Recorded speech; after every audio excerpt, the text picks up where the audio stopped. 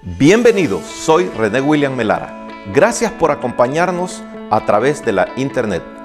Nuestra oración es que el mensaje de hoy sea de bendición y pueda comprender el amor y propósito de Dios para su vida. Si tiene alguna pregunta y desea congregarse con nosotros, la información está disponible en nuestro sitio web en el www.iccmd.org. Dios le bendiga.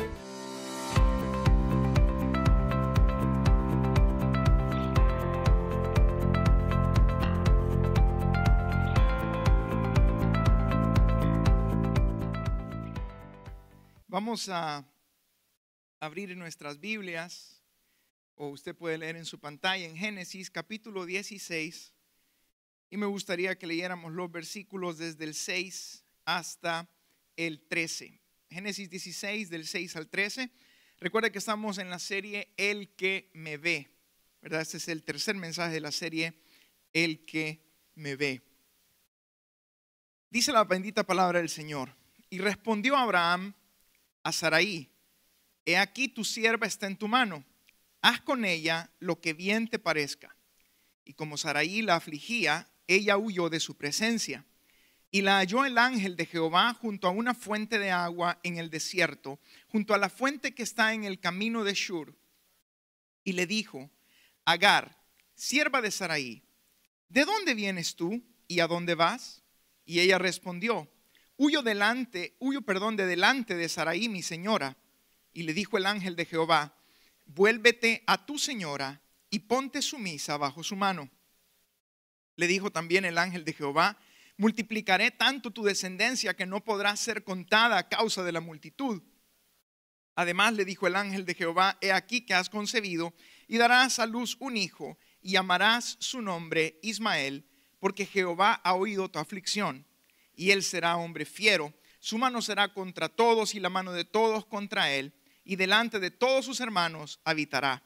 Entonces llamó el nombre de Jehová que con ella hablaba: tú eres Dios que ve, porque dijo: ¿no he visto también aquí al que me ve? Oramos. Padre, gracias por tu bendita palabra. Gracias, Señor, porque realmente es lo más preciado y el tesoro más grande que podemos tener sobre esta tierra, tu palabra, Señor. La única que perdura sobre todas las cosas. Te pedimos hoy en el nombre de Jesús que sea tu Espíritu Santo edificándonos, Señor, hablándonos a cada uno al corazón, bendito Dios, y que tengamos oídos, Señor, atentos, que perciban, bendito Dios, la verdad de tu palabra. Que mi vida sea un instrumento en tus manos, Señor. Que mi boca sea un instrumento en tus manos. En el nombre de Cristo Jesús te lo pedimos. Amén. El título del mensaje de hoy, el tercero de la serie, y si no ha visto los demás, pues puede buscarlos en el canal que la iglesia tiene en YouTube. El título es El Dios que recibe un nombre. El Dios que recibe un nombre. En cierta ocasión estaba un par de ancianos en un restaurante celebrando sus 70 años de casados. Ustedes saben que 70 años de casados es un buen número, ¿no es cierto? 70 años de casados. Y el mesero, que los estaba atendiendo, comenzó a admirarse bastante de esta pareja. Porque cada vez que él se acercaba, el anciano le decía a la anciana: ¿qué vas a querer, cosita bella? Le decía: ¿qué vas a querer, mi chocolatito? Entonces el mesero comenzó a ver la interacción de la pareja y le comenzó a llamar la atención porque el anciano era bien dulce con su esposa, a pesar de que tenían 70 años, dije, ¿cuánto dije? Se me olvidó. ¿Cuánto dije? 70. Gracias a Dios que hay gente todavía aquí en el templo que me puede recordar. 70 años de casado. Cuando usted tiene 70 años de casado, su piel ya no es la misma. ¿Ya? Su contextura física ya no es la misma. Ya hay más arrugas. Entonces el mesero, bien intrigado, seguía sirviendo, ¿verdad? Y llegó el tiempo del postre y le llevó la carta del postre a los señores y el señor otra vez, ¿qué vas a querer, mi estrellita, mi osito? Y dijo este tipo, de plano, que qué bonita esta relación de pareja. Entonces, en una de esas la señora le dijo al esposo, voy a ir al baño, ¿verdad? Y ustedes saben que las mujeres van al tocador, se van a arreglar, se van a echar mil cosas encima, ¿verdad? No importa la edad, creo que eso así es. Y entonces el mesero dijo, voy a aprovechar a preguntarle a este señor que me diga cuál es la clave de tener esa relación. Y se acercó y le dijo, Señor, yo quiero que usted me diga, porque yo he visto que desde que entraron ustedes y desde que vieron que usted trata a su esposa que mi chocolatito, que mi osito de peluche, que mi aquí, que mi allá, dígame cuál es la clave. Y le dice el anciano, hijo, es que se me ha olvidado el nombre. Al anciano se le había olvidado el nombre del esposo, entonces comenzaba a utilizar todo tipo de adjetivos dulces y el mesero pensaba que era simplemente porque la amaba, seguramente la amaba, ¿verdad? Porque aunque se le había olvidado el nombre todavía estaba con ella. Pero el punto que quiero resaltar aquí es la importancia del nombre. La importancia del nombre. En la cultura antigua la elección de un nombre era un proceso muy diferente al de nuestro tiempo. En la antigüedad el nombre buscaba ser un reflejo o una palabra que representara la personalidad del que lo llevara. ¿Sí? Es por esta razón que el pueblo hebreo ponía el nombre al niño a los 8 días de nacido.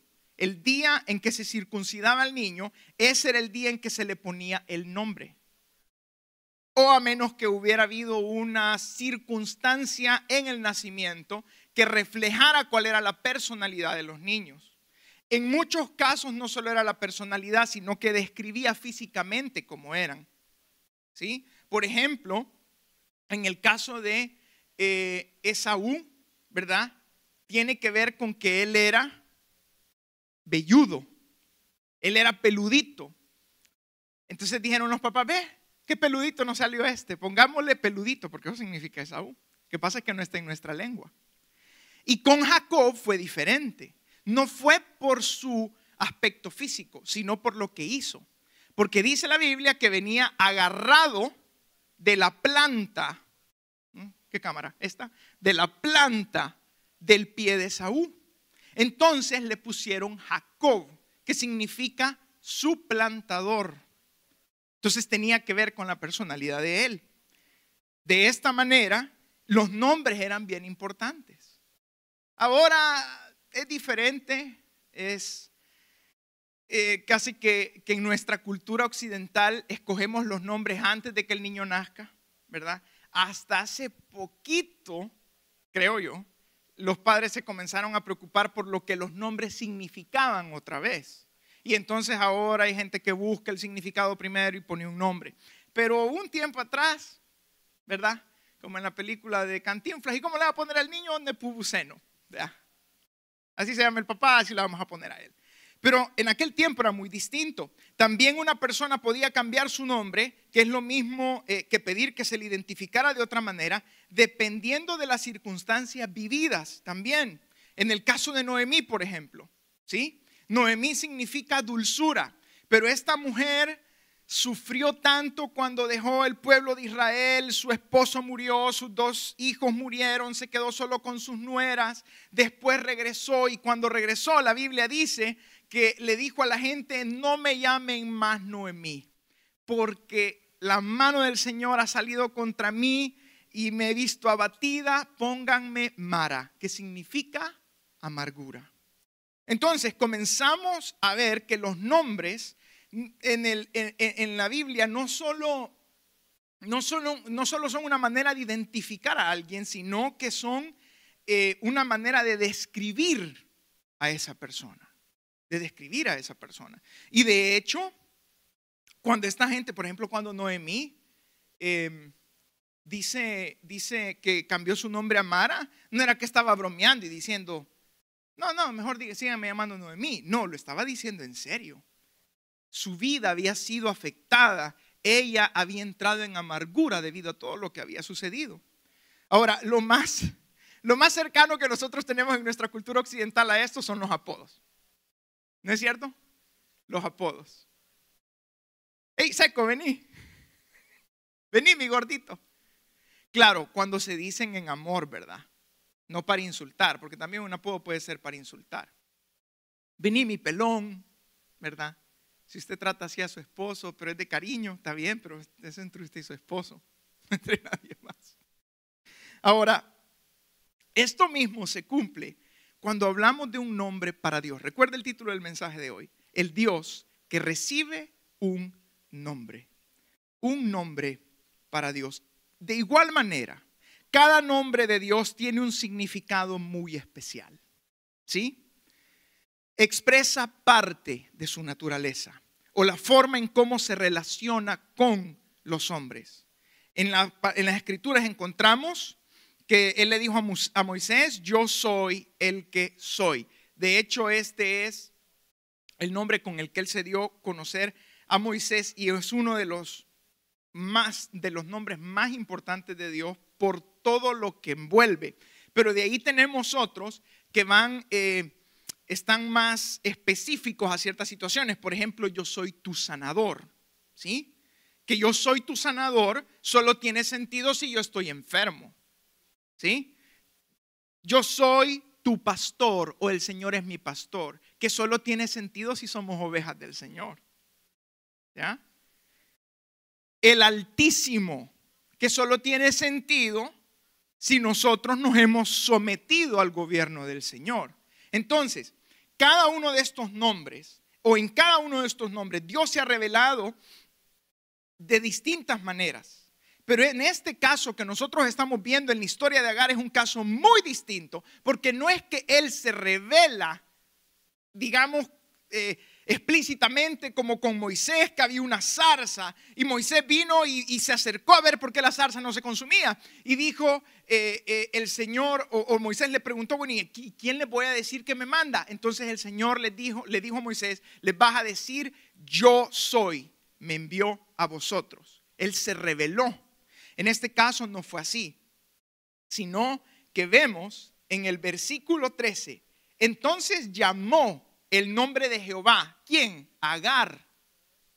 ¿Sí? Agar llamó el nombre de Jehová, que con ella hablaba: tú eres Dios que ve.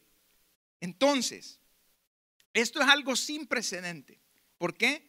Porque Agar le dio un nombre a Dios. Una mujer aparentemente con poco valor, sin mucha importancia, porque aún al dar a luz a ese hijo por derecho de propiedad, debía pertenecerle a Saraí.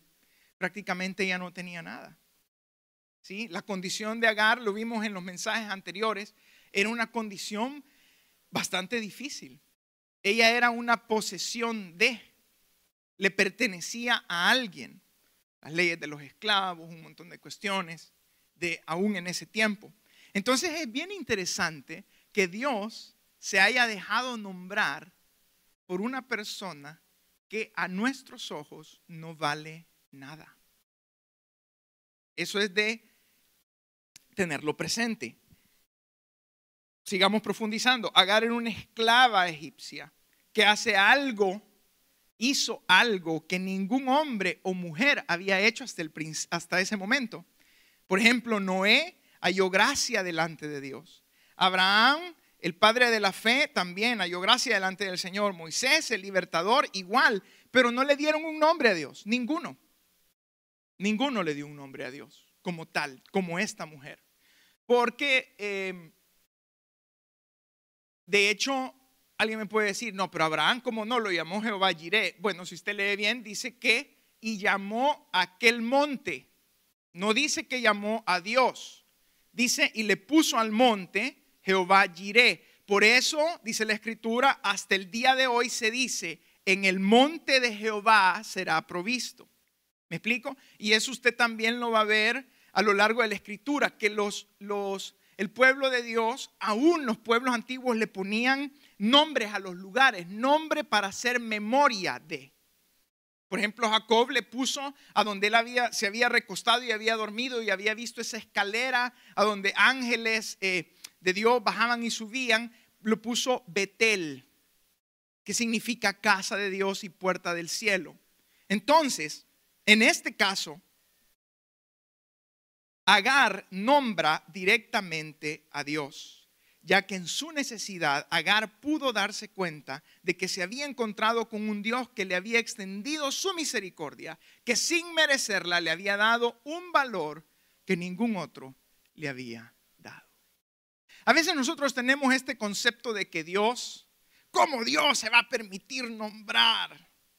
¿Cómo Dios por una persona que es mala que esto? Déjeme decirle algo, nuestro Dios es más grande del Dios que a veces nos creamos en nuestra imaginación. A veces nosotros tratamos de encajonar a Dios en nuestros esquemas, ¿ya? Un Dios cuadriculado, como yo pienso, como yo quiero que sea. Pero ese no es el Dios de la Escritura. El Dios de la Escritura, de hecho, es un Dios grande. Saben que desde el principio el pueblo de Israel pensaba que Dios era el Dios sí de la nación y de hecho lo era, ¿verdad? Él les dijo que los había escogido, pero cuando comienza Dios a hablar a través de los profetas, por ejemplo, hoy leímos al principio en el libro de Isaías. Isaías es uno de los profetas que más habla de que Dios no solo es Dios de la nación de Israel, que Dios es Dios de todas las naciones, Rey universal, Rey del universo, un Dios que rompe los esquemas, un Dios no como nosotros creemos que es, pero sí como necesitamos que sea.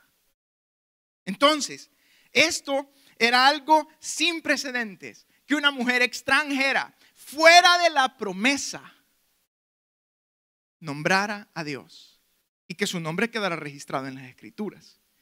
Entonces, ¿cómo le llama esta mujer? Lo tenemos en el versículo 13, lo volvemos a leer. Tú eres Dios que ve. El nombre que le da es El Roí, que significa Dios que ve. Perdón, Dios que ve. Y al hacer esto, Agar se apropia de Dios. ¿Sí? Al darle un nombre, se apropia de Él. Y para que tengamos una idea más amplia, le quiero leer así rápido lo que dice el diccionario acerca, o la definición del diccionario acerca de ver, que es el verbo que está en uso aquí.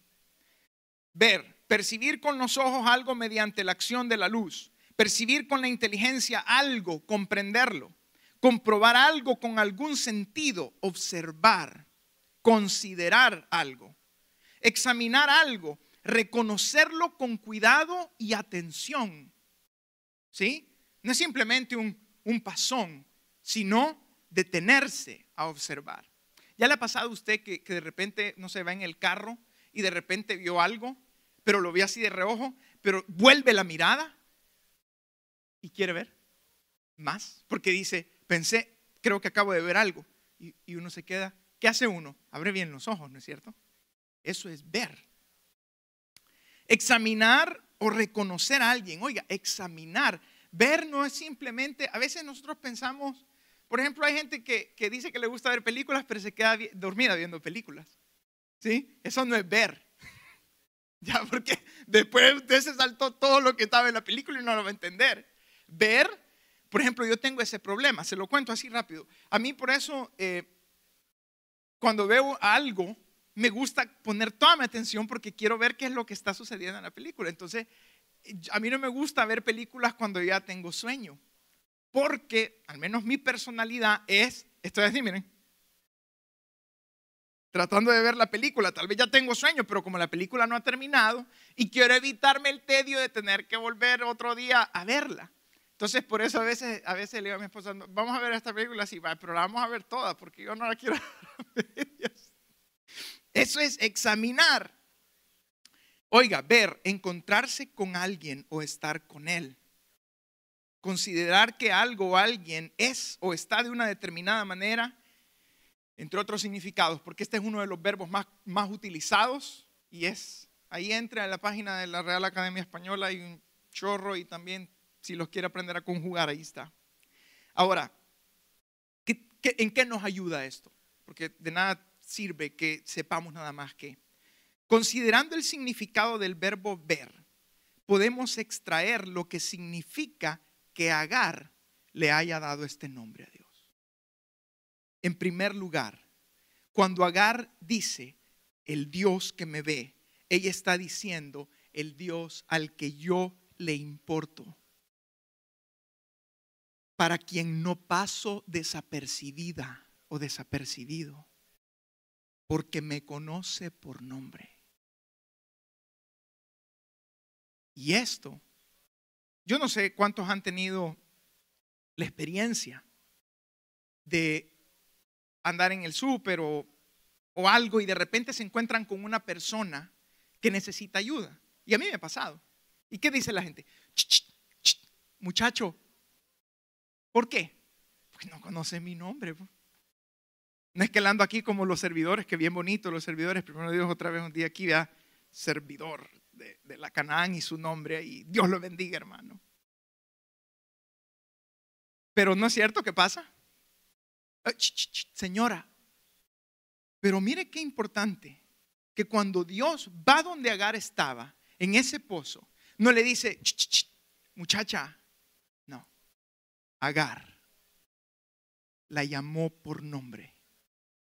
Y eso significa que Dios nos vea. Dios conoce su nombre y lo ha llamado, no diciéndole, mira vos, vení. No, le ha dicho Juan, Pedro, Marta, María, ponga su nombre ahí. Dios nos conoce por nombre. Y esto es lo maravilloso de cuando Agar le dice, tú eres el Dios que ve. ¿Por qué? Porque te importo. No soy para ti una sierva cualquiera, no soy para ti una esclava más. Tengo un nombre para ti. Y la llamó Agar. Esto mismo vemos y lo vimos en Jesús. Por ejemplo, dice la palabra del Señor que había un cobrador de impuestos, chiquito el cobrador de impuestos. Yo me imagino, ya se ha fijado cómo es la gente chiquita. Los piecitos. Y no es burla para los chiquitos, ¿verdad? Con amor. A mí me gusta ver gente así, chispa. Zaqueo era pequeño y escuchó este cobrador de impuestos que Jesús pasaba por ahí. Y saben que los cobradores de impuestos eran los más odiados, eran considerados traidores a la nación. ¿Sí? ¿Cuántos de ustedes, perdón, le sonreirían a un oficial del IRS?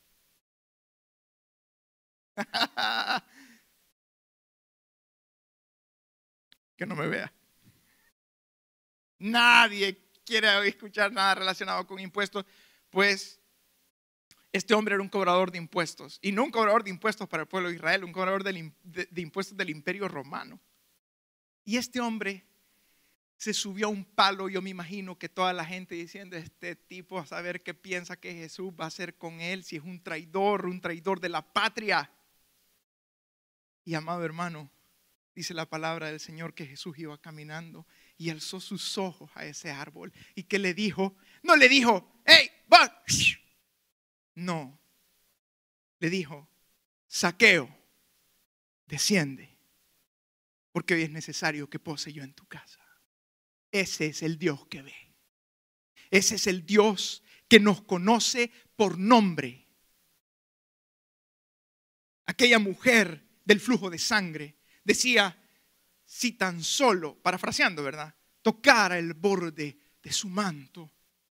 Una mujer despreciada, una mujer mal vista, porque era una mujer menstruosa.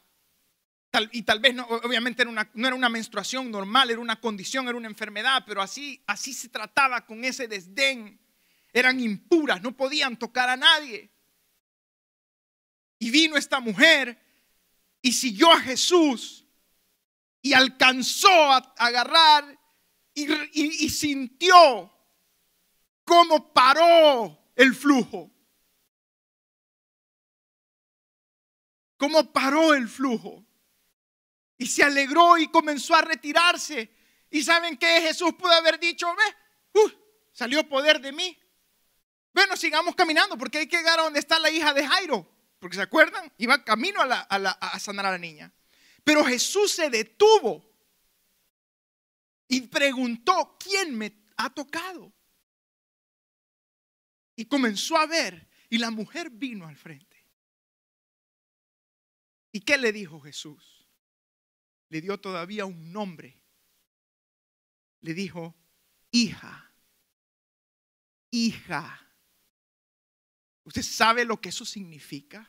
Que una mujer despreciada, abandonada, que había gastado todo, y el Señor le llamó hija. Nosotros a veces leemos las escrituras como que si fueran, no sé, un cuento de hadas. Y no tratamos a veces de entrar en la narrativa bíblica. Pero esta mujer estaba herida, estaba dolida. Y cuando Jesús pronuncia esas palabras, lo que le está diciendo es, yo te conozco por tu nombre. No eres una más para mí. Eso, amado hermano, es lo que significa que Él nos conozca por nombre. No somos uno más para Él. Tenemos un nombre. Él nos conoce. Por lo tanto, significa que el Dios que me ve es el que me conoce por nombre. En segundo lugar, el que me conoce como realmente soy. El Dios que ve significa el que me conoce como realmente soy. ¿Qué le dijo el Señor a Agar? No solo le dijo, hey, Agar. Fíjese lo que le dice en el versículo 8.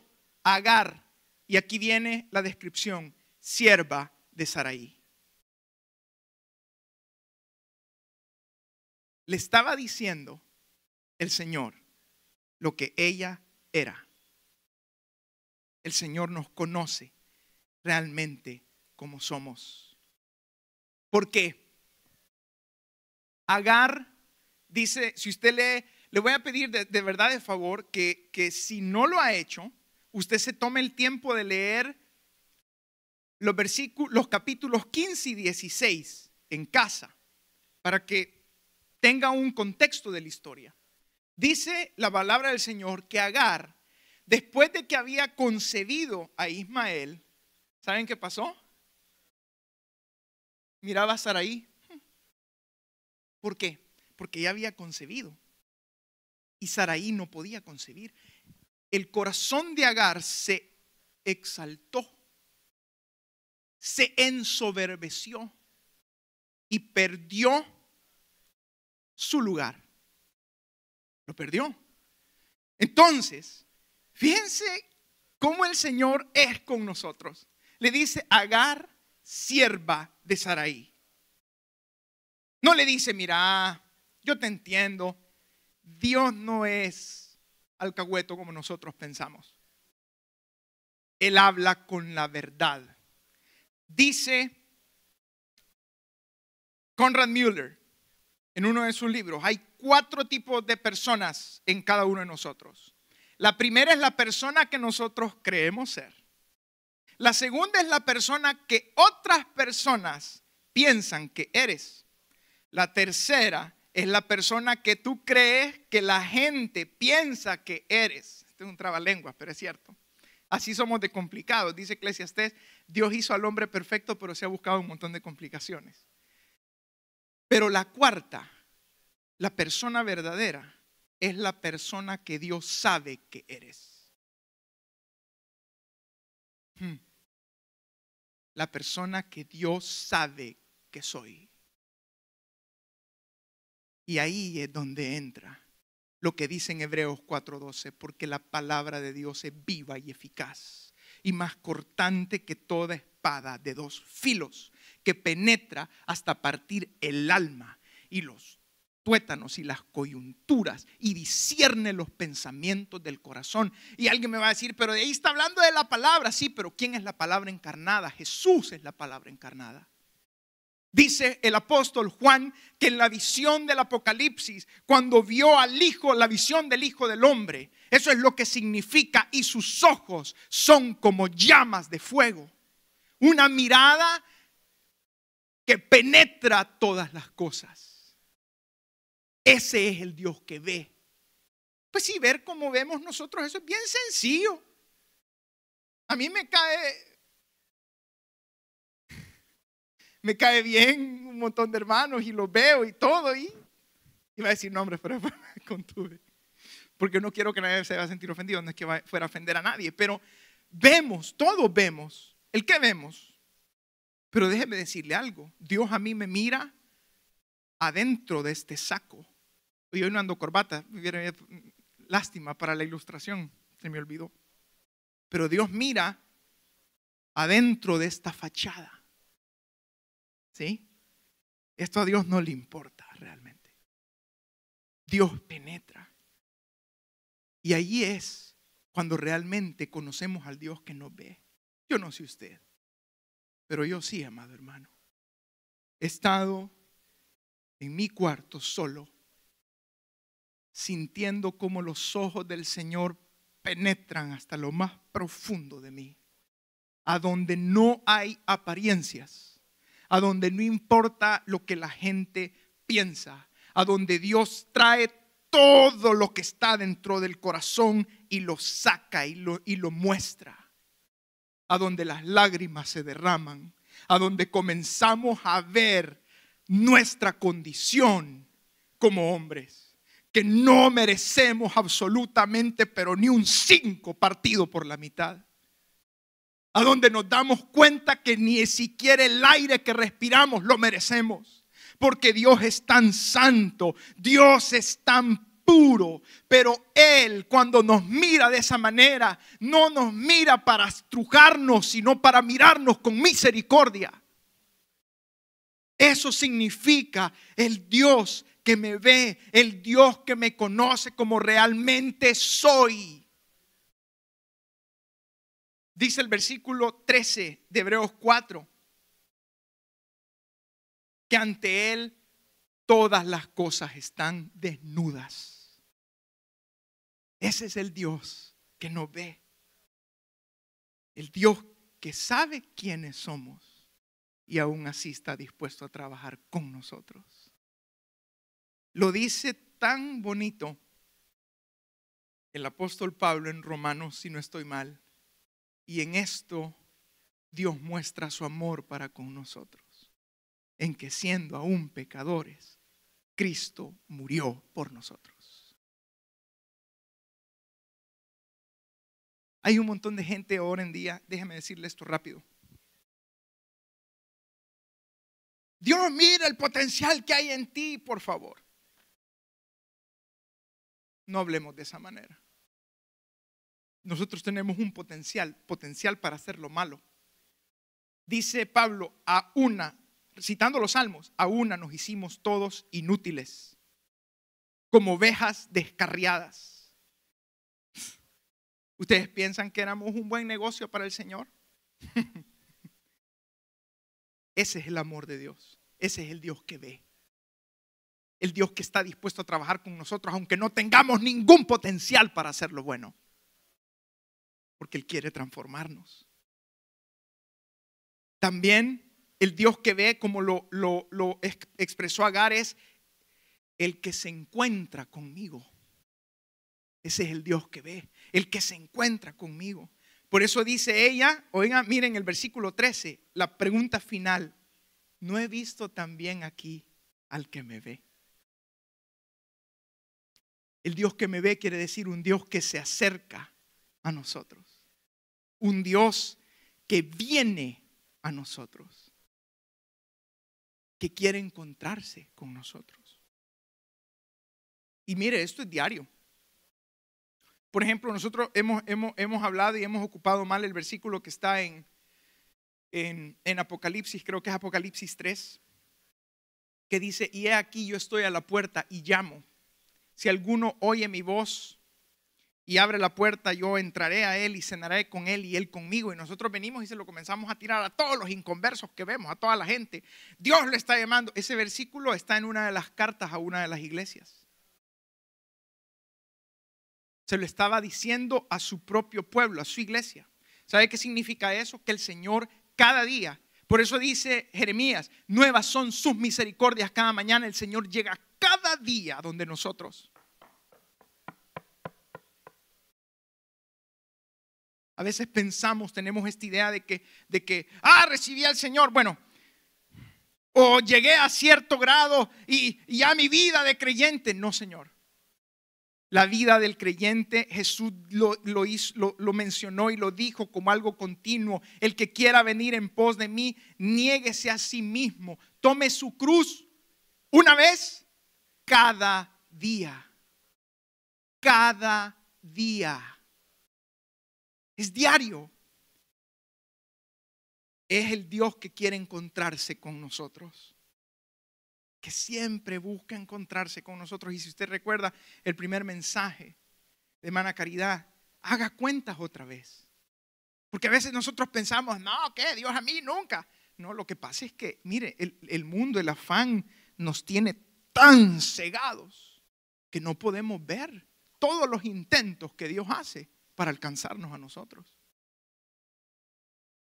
Y conjugado aquí en el tiempo presente, el Dios que ve, y eso es súper importante, porque saben que el que soy, yo soy el que soy, está también en tiempo presente. Y denota que es una acción continua de Dios. Usted nunca va a poder decir el Dios que vio, es el Dios que ve. ¿Cuándo? Hoy. Hoy. Hoy. Esto es lo que dice el Salmo 121 en los versículos 3 y 4. No se adormecerá, no cerrará sus ojos.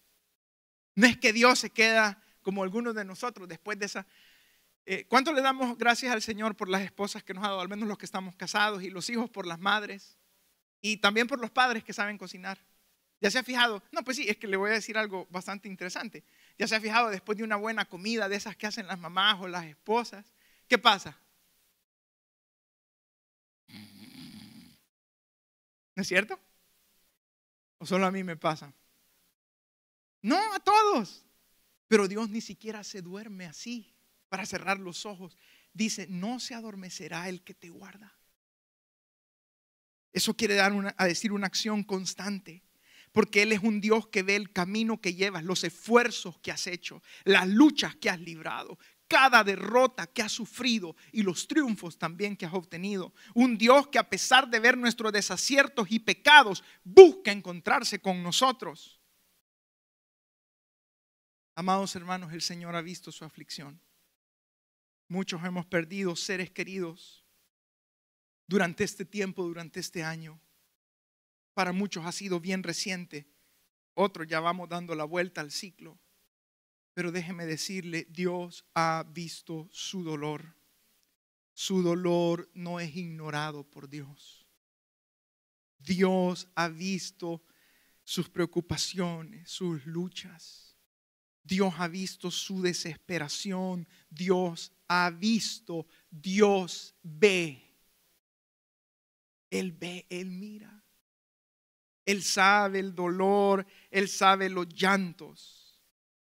Él ha estado con usted en ese cuarto cuando todo lo que usted tiene ganas de hacer es ganas de llorar. Él ha estado ahí. Por eso es que este nombre nos habla de un Dios cercano y accesible. Un Dios que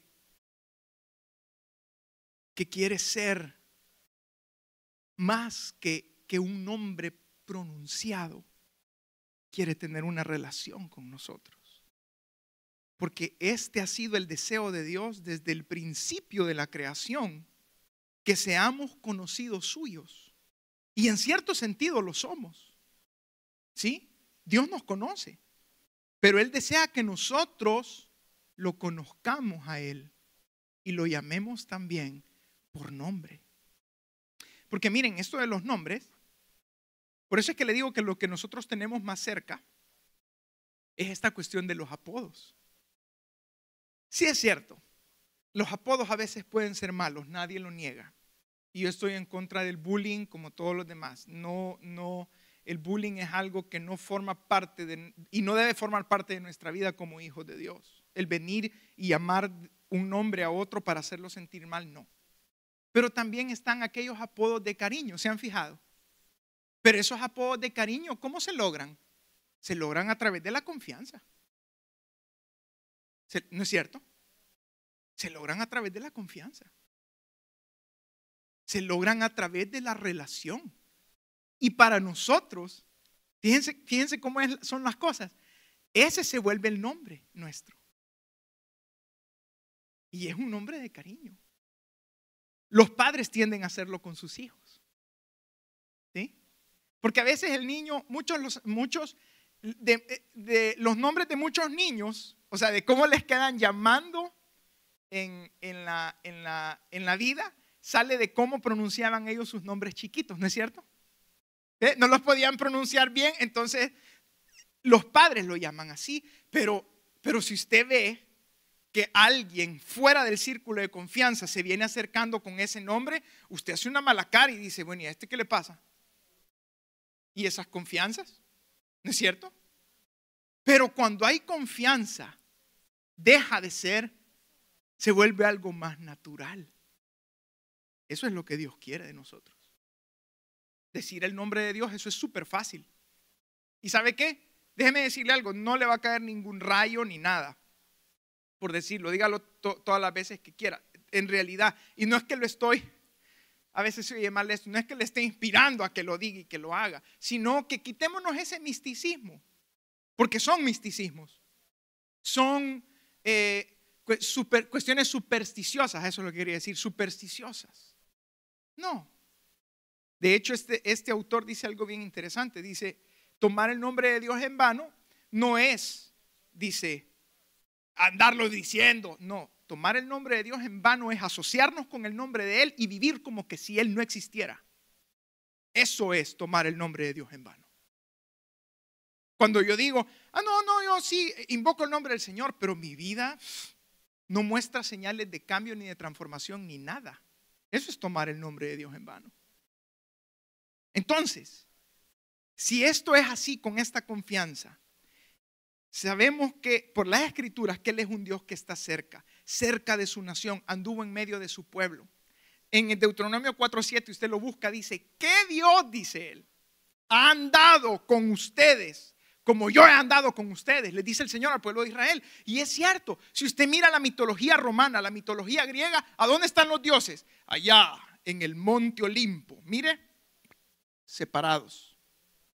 Vea la mitología egipcia, exactamente lo mismo. Dios no se topa con los humanos, Dios no se acerca a los humanos son impuros, aquí lo otro y lo otro, lo que sea, están allá lejos. Pero el Señor le dice al pueblo de Israel, no hay ningún otro Dios como yo, porque eso significa también que no hay ningún otro Dios para nada.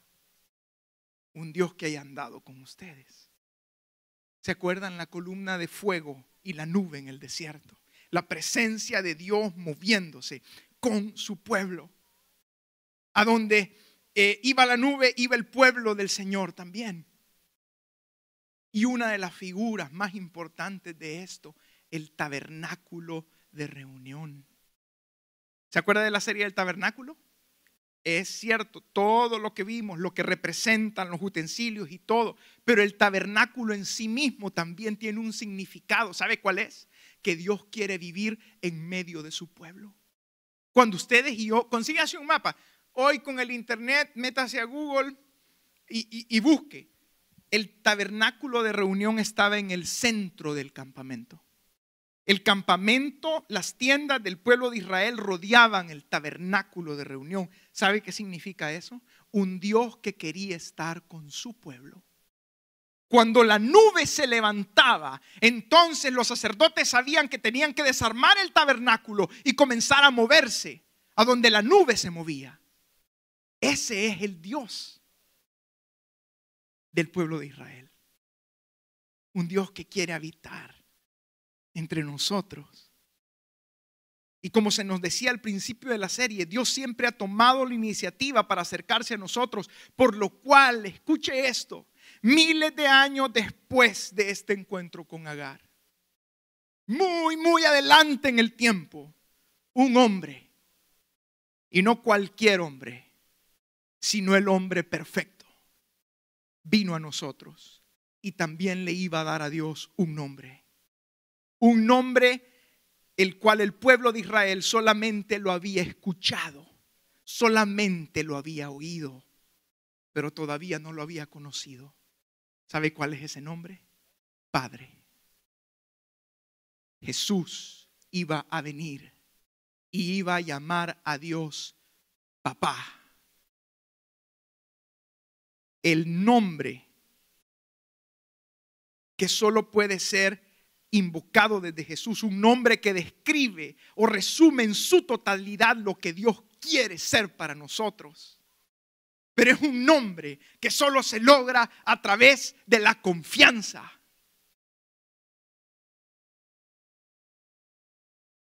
¿Sabe? Una de las cosas, se lo digo así rápido, todo lo digo rápido en mi mente. El tiempo pasa y yo sigo diciendo que lo digo rápido. Una de las cosas que yo más anhelaba obviamente cuando me casé, era escuchar al primero de mis hijos decirme papá.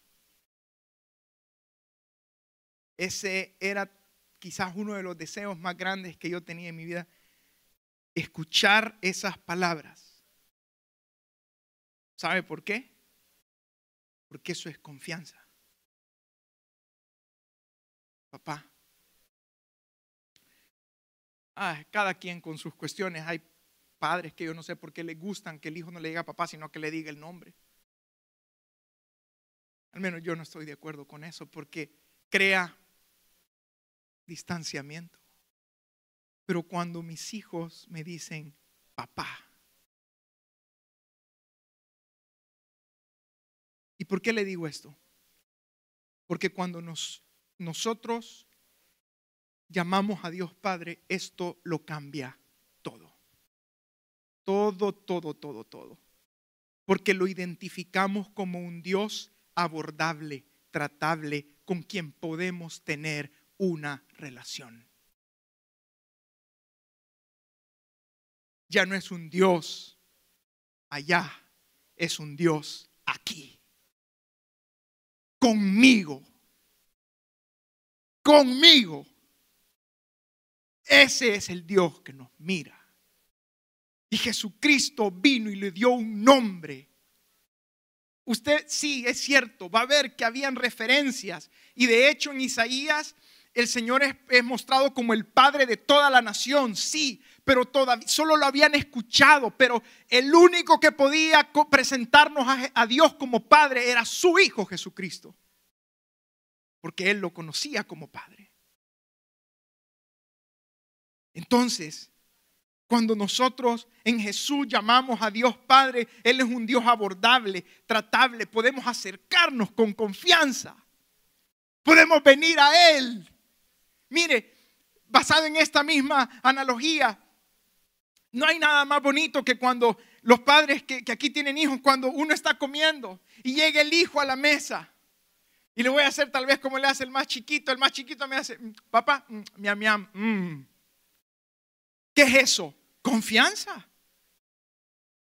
Y para mí no hay nada más satisfactorio que agarrar a este niño y ponerlo en mis piernas y que comience a comer conmigo. Y eso es exactamente lo que Dios quiere hacer con nosotros.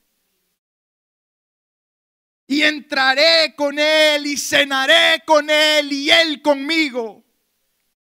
No es una liturgia.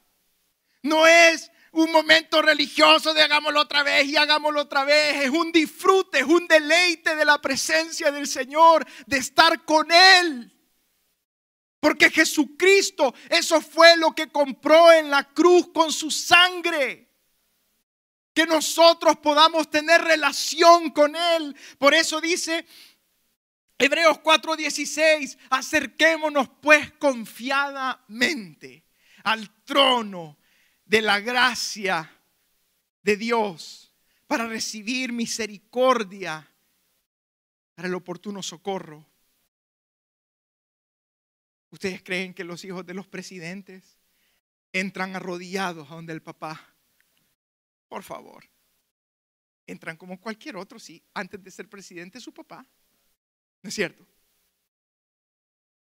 Ese es nuestro Dios, ante el cual se puede interceder. Mire, Jesús le dijeron a sus discípulos, enséñanos a orar. ¿Qué fue lo que Jesús dijo? Cuando oren, van a orar así: Padre nuestro. Padre nuestro. Él no dijo, el Shaddai, santificado sea tu nombre, que significa el Dios Todopoderoso, o el Roí, santificado, Padre nuestro. Que nos identifiquemos con Él como hijos. Y mire, por eso es que la oración, nosotros la hemos manipulado un poquito, a veces religiosamente. Porque pensamos que la oración es un acto, no sé, raro. Y Jesús dijo, de hecho, no sean como los gentiles. Dejen de pensar que por estar bla, bla, bla, bla, bla, bla, bla, el Señor los va a escuchar. Eso no es así. Él nos enseñó a decirle a Dios, papá. Miren Romanos, y esta ojalá que Romanos 8, 15, versículo 15, 26, que me ayude de multimedia. Oiga lo que dice. 8. Pues no habéis recibido el espíritu de esclavitud para estar otra vez en temor, sino que habéis recibido el espíritu de adopción, por el cual clamamos, Abba, Padre. ¿Qué significa papá? Papito. Esa confianza es la que Jesús nos dio. Y el 26 de ese mismo capítulo, oiga, y de igual manera el Espíritu nos ayuda en nuestra debilidad, pues que hemos de pedir como conviene, no lo sabemos, pero el Espíritu mismo intercede por nosotros con gemidos indecibles. Y oiga, mire cómo el título de Padre resume todas las cosas. Mire lo que dice el 27, mas el que escudriña los corazones sabe cuál es la intención del Espíritu, porque conforme a la voluntad de Dios intercede por los santos. A veces pensamos, y es bueno, mire, para la oración pública, la iglesia y todos los días en la radio tiene una lista, ¿ya? Pero porque es oración pública. No podemos venir y comenzar a disparar. No, tenemos que tener un orden. Pero esto el Señor lo está diciendo para nuestra intimidad con Él. Podemos llegar a Él sin libretos y decirle, Señor, aquí estoy, esto me preocupa, esto es lo que... ¿Por qué? Porque en Él tenemos confianza. En Él tenemos confianza. Para terminar, solo Jesús puede revelarnos a Dios como Padre. De lo contrario, nos quedaremos en el antiguo pacto, en donde se le consideraba demasiado santo y temible como para acercarse a Él. El pueblo le dijo a Moisés, mejor habla tú con Dios y tú nos hablas a nosotros los que Él quiera decir. ¿Por qué? Porque el pueblo no comprendía lo que Dios quería hacer. Por eso, hoy en día tenemos ese concepto errado de que quizás Dios escucha más a los pastores y a los evangelistas, o que Dios está más cerca de ellos. Pero la verdad es que Dios está cerca, no importando quién tú seas. Y su anhelo es que cada uno de nosotros tenga una relación con Él a través de Jesús. Porque en Jesús, Dios no solamente es el Dios que ve, sino el Dios que ve con los ojos de un Padre. El Dios que nos mira con los ojos de un Padre. Esta pandemia nos ha puesto a prueba. Muchos a veces sienten como que si Dios se ha movido porque no están aquí en el templo. La presencia de Dios está ahí con usted. Y Él sigue mirando y lo sigue mirando como un Padre. Confiamos que el mensaje de hoy haya sido de bendición para su vida. Si tiene alguna pregunta o desea información de nuestras actividades y cultos, visite nuestro sitio web en el www.iccmd.org. Muchas bendiciones.